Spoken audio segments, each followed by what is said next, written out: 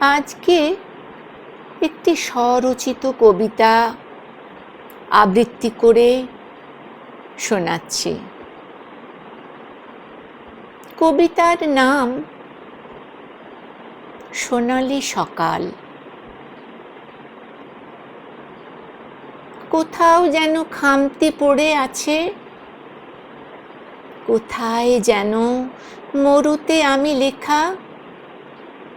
উজান জল মাপতে যাব যদি, বিষাদময় কখনো আমি একা।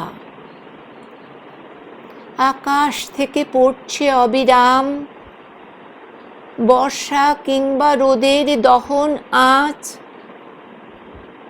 ভিজছি আবার তলিয়ে যাচ্ছি জলে,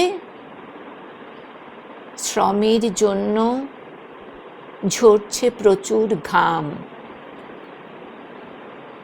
মুহূর্তরা সামনে দাঁড়ায় এসে, সময় কিন্তু পিছলে গেলেও থাকে। এক একটা ক্ষণ এক একটা দিন যেন,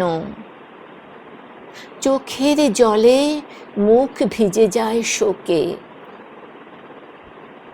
তাই তো মাথা সোজা করেই থাকি,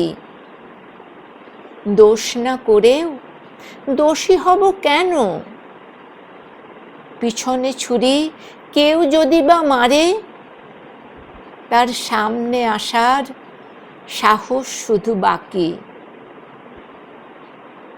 বহু মানুষ কাছে এবং দূরে, তাদের সেসব ভালো অনেক কথা ভীষণ ভীষণ খুবই আন্তরিক।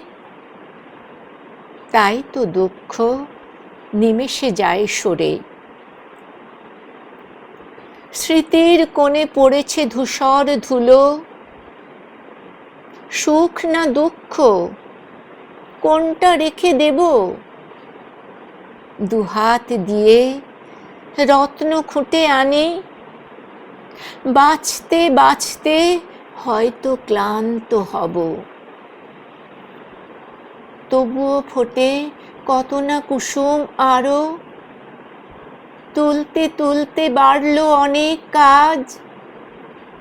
কঠিন বাধা যতই সামনে আসুক, সোনালি সকাল এসেছে তবু আজ।